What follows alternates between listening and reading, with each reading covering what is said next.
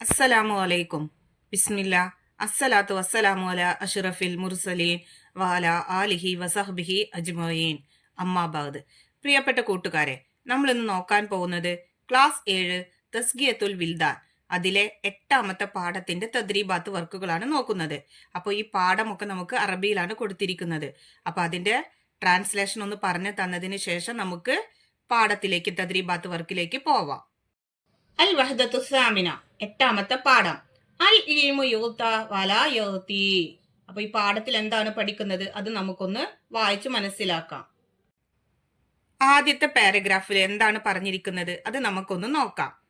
ഇമാം മാലിക് റളിയല്ലാഹു അൻഹു ഹദീസ് ക്ലാസ് എടുത്തുകൊണ്ടിരിക്കുകയായിരുന്നു. അദ്ദേഹത്തിന്റെ ശിഷ്യന്മാർ നിശബ്ദരായി ഇരിക്കുന്നു. അദ്ദേഹത്തിന് നേരെ ഒരു തേൾ അടുത്തു വന്നു. ഒരു പ്രാവശ്യം ഇമാമിനെ കുത്തുന്നു. അതിനുശേഷം പിരിഞ്ഞു പോകാതെ രണ്ടാമതും മൂന്നാമതും കുത്തുന്നു. ഒന്നിനു പിറകെ ഒന്നായി കുത്തിക്കൊണ്ടേയിരിക്കുന്നു. അങ്ങനെ 16 തവണ ഇമാമിനെ കുത്തി. ഇമാമിന്റെ നിറം പരിവർത്തനം വരുന്നു. മുഖം മഞ്ഞ നിറമായി. വേദന കഠിനമായി. എങ്കിലും അദ്ദേഹം അസ്വസ്ഥത പ്രകടിപ്പിച്ചില്ല. ഹദീസ് ക്ലാസ് നിർത്തിവെച്ചില്ല. അങ്ങനെ സദസ്സിൽ നിന്ന് വിരമിച്ച് ജനങ്ങളെല്ലാം പിരിഞ്ഞപ്പോൾ അബ്ദുല്ലാഹിബിനുൽ മുബാറക് എന്നവർ ഇമാമിനോട് പറഞ്ഞു, ഇന്ന് ഞാൻ ഒരു അത്ഭുതം കണ്ടു. അപ്പോൾ ഇമാം പറഞ്ഞു, അതെ, എന്നെ ഒരു തേൾ 16 തവണ കുത്തി. അപ്പോഴെല്ലാം ഞാൻ ക്ഷമ കൈക്കൊണ്ടു. അത് തിരുദൂതരുടെ ഹദീസിനോടുള്ള ബഹുമാനം കാരണമായിരുന്നു. ഇനി നമുക്ക് 2ാമത്തെ പാരഗ്രാഫിന്റെ അർത്ഥം ഒന്ന് നോക്കാം. 2ാമത്തെ പാരഗ്രാഫിന്റെ അർത്ഥം: കാനൽ ഇമാമു മാലിക് റളിയല്ലാഹു അൻഹു, അത് മുതല് മിൻ ഹദീസി റസൂലില്ലാഹി സല്ലല്ലാഹു അലൈഹി വസല്ലം. അപ്പൊ അത് വരെയുള്ളതിന്റെ അർത്ഥമാണ് നോക്കുന്നത്. തിരുവചനങ്ങളോട് അതിയായ ആദരവ് കാണിക്കുന്ന ആളായിരുന്നു ഇമാം മാലിക് റളിയല്ലാഹു അൻഹു. റസൂലുള്ളാഹി സല്ലല്ലാഹു അലൈഹി വസല്ലമയുടെ ഹദീസ് പറയാൻ ഉദ്ദേശിച്ചാൽ അവിടുന്ന് കുളിക്കുകയും വുളൂ ചെയ്യുകയും നല്ല വസ്ത്രവും തലപ്പാവും ധരിക്കുകയും സുഗന്ധം ഉപയോഗിക്കുകയും ഒരു ഉയർന്ന സ്ഥലത്ത് ഇരിക്കുകയും പിന്നീട് ഹദീസ് പറയുകയും ചെയ്യും. മജ്ലിസ് പിരിയുന്നതുവരെ സദസ്സിൽ ഊതു പുകപ്പിക്കുകയും ചെയ്യും. ഇനി അവസാനത്തെ പാരഗ്രാഫ് നോക്കൂ. വ കിതാബുൽ മുവത്ത, അത് മുതലുള്ളതിന്റെ അർത്ഥമാണ് നമ്മൾ നോക്കുന്നത്. മാലിക് ഇമാമിന്റെ കിതാബായ മുവത്ത ഹദീസ് ഗ്രന്ഥങ്ങളിൽ പ്രസിദ്ധമാണ്.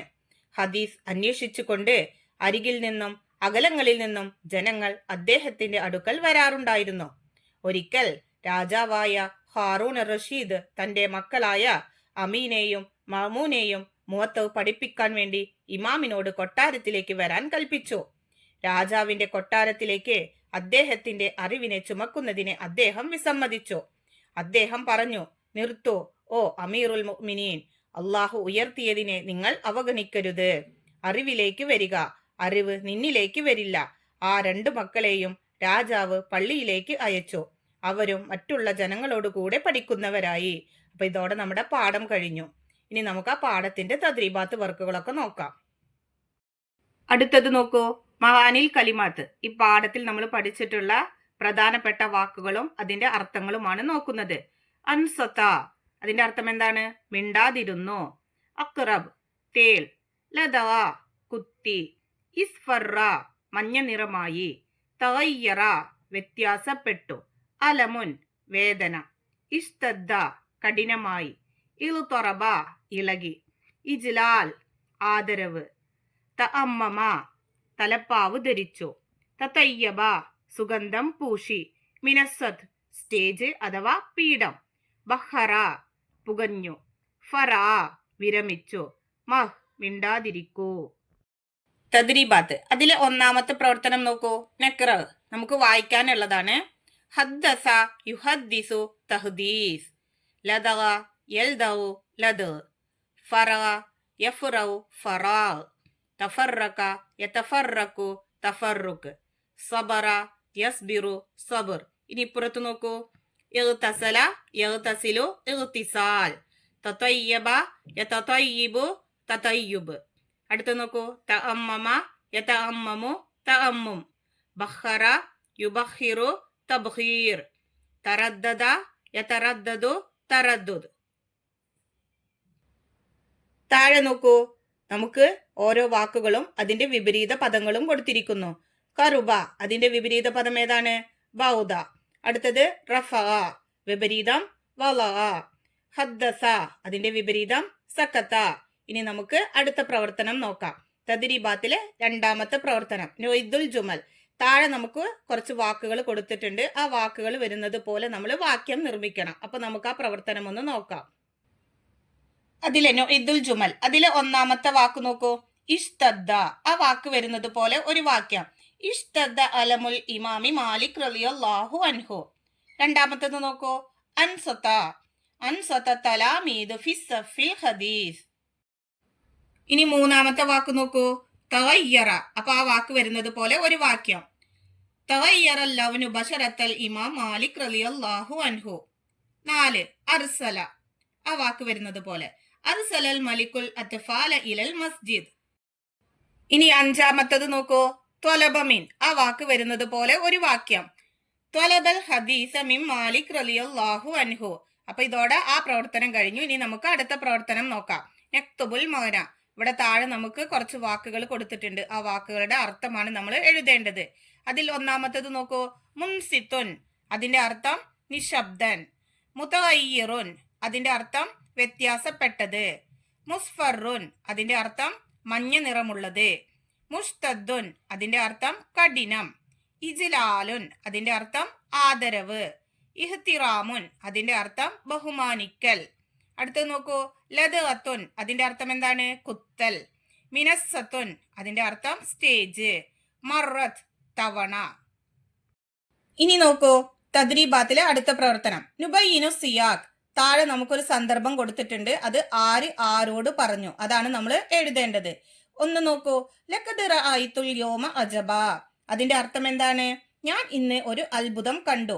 ഇത് ആര് ആരോട് എപ്പോൾ പറഞ്ഞു, ആ സന്ദർഭമാണ് എഴുതേണ്ടത്. അതിന്റെ ഉത്തരം നോക്കൂ. ഹദീസ് ക്ലാസ് എടുത്തുകൊണ്ടിരുന്ന ഇമാം മാലിക് റളിയല്ലാഹു അൻഹുവിനെ ഒരു തേൾ തുടർച്ചയായി 16 തവണ കുത്തുന്നു. അദ്ദേഹത്തിന്റെ നിറം മാറുന്നു. മുഖം മഞ്ഞ നിറമായി. വേദന കഠിനമായി. എങ്കിലും അദ്ദേഹം അസ്വസ്ഥത പ്രകടിപ്പിക്കുകയോ ഹദീസ് ക്ലാസ് നിർത്തിവെക്കുകയോ ചെയ്തില്ല. ഇത് കണ്ട അബ്ദുല്ലാഹിബ്നുൽ മുബാറക് റളിയല്ലാഹു അൻഹു ഹദീസ് ക്ലാസ് കഴിഞ്ഞ് ജനങ്ങളെല്ലാം പോയി കഴിഞ്ഞപ്പോൾ ഇമാമിനോട് ചോദിച്ചതാണിത്. അപ്പൊ ഈ സന്ദർഭമാണ് നമ്മൾ അവിടെ എഴുതേണ്ടത്. അടുത്തത് നോക്കൂ, നുബയ്യിനു സിയാഖ്. അതിൽ രണ്ടാമത്തത് ലാ തളഉ ശൈഅൻ റഫഅഹുല്ലാ വൽ ഇൽമു യുതാ വലാ യഅതി. ആദ്യം അതിന്റെ അർത്ഥം നോക്കാം. അല്ലാഹു ഉയർത്തിയതിനെ നിങ്ങൾ അവഗണിക്കരുത്. അറിവിലേക്ക് വരിക, അറിവ് നിന്നിലേക്ക് വരില്ല. ഇത് ആര് ആരോട് എപ്പോൾ പറഞ്ഞു, ആ സന്ദർഭമാണ് എഴുതേണ്ടത്. അപ്പൊ നമുക്കതൊന്ന് നോക്കാം. ഒരിക്കൽ രാജാവായ ഹാറൂൻ റഷീദ് തന്റെ മക്കളായ അമീനെയും മഅ്മൂനെയും മുവത്ത പഠിപ്പിക്കാൻ വേണ്ടി ഇമാം മാലിക് റളിയല്ലാഹു അൻഹുവിനോട് കൊട്ടാരത്തിലേക്ക് വരാൻ കൽപ്പിച്ചു. രാജാവിന്റെ കൊട്ടാരത്തിലേക്ക് അദ്ദേഹത്തിന്റെ അറിവിനെ ചുമക്കുന്നതിന് അദ്ദേഹം വിസമ്മതിച്ചു. ഈ സന്ദർഭത്തിൽ ഇമാം രാജാവിനോട് പറഞ്ഞതാണിത്. അപ്പൊ ഇതാണ് നമ്മൾ അവിടെ ഉത്തരമായിട്ട് എഴുതേണ്ടത്. ഇനി നമുക്ക് തദ്രീബാത്തിലെ അടുത്ത പ്രവർത്തനം നോക്കാം. നക്തുബു കമാഫിൽ മിസാൽ. ഉദാഹരണത്തിൽ കൊടുത്തതുപോലെ നമ്മൾ എഴുതാനുള്ളതാണ്. അപ്പൊ എന്താണ് ഉദാഹരണത്തിൽ കൊടുത്തിരിക്കുന്നത്? 1, അബിയൽ. അതിന്റെ ഉദാഹരണത്തിൽ എന്താണ് കൊടുത്തിരിക്കുന്നത് നോക്കൂ. ഇബിയല്ല. അതിന്റെ അർത്ഥം എന്താണ്? വെളുത്ത നിറമായി. അപ്പൊ അതുപോലെ നമ്മൾ ബാക്കിയുള്ളത് എഴുതണം. അപ്പൊ രണ്ടാമത്തത് നോക്കൂ, അസ്വദ്. ഇസ്വദ്ദ. എന്താണ് അർത്ഥം? കറുത്ത നിറമായി. 3, അസ്ഫർ. ഇസ്ഫറ. മഞ്ഞ നിറമായി. 4, അഹ്മർ. ഇഹ്മറ. ചുവപ്പു നിറമായി. 5, അഹ്ലർ. ഇഹ്ലറ. പച്ച നിറമായി. 6 നോക്കൂ, അസ്റഖ്. ഇസ്റക്ക. നീല നിറമായി. അപ്പൊ ഇതുപോലെ നിങ്ങൾ അവിടെ എടുത്ത് എഴുതുക. ഇനി നമുക്ക് അടുത്ത പ്രവർത്തനം നോക്കാം. അടുത്തത് നോക്കൂ, തഹ്സീസ്. അസൈൻമെന്റ് ചെയ്യാനുള്ളതാണ്.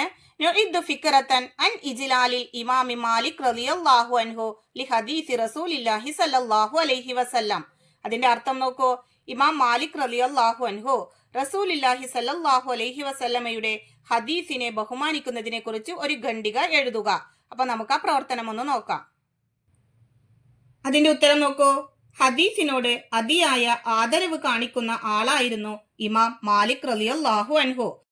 റസൂലുള്ളാഹി സ്വല്ലല്ലാഹു അലൈഹി വസല്ലമയുടെ ഹദീസ് പറയാൻ ഉദ്ദേശിച്ചാൽ അവിടുന്ന് കുളിക്കുകയും വുളു ചെയ്യുകയും നല്ല വസ്ത്രവും തലപ്പാവും ധരിക്കുകയും സുഗന്ധം ഉപയോഗിക്കുകയും ഒരു ഉയർന്ന സ്ഥലത്ത് ഇരിക്കുകയും പിന്നീട് ഹദീസ് പറയുകയും ചെയ്യും.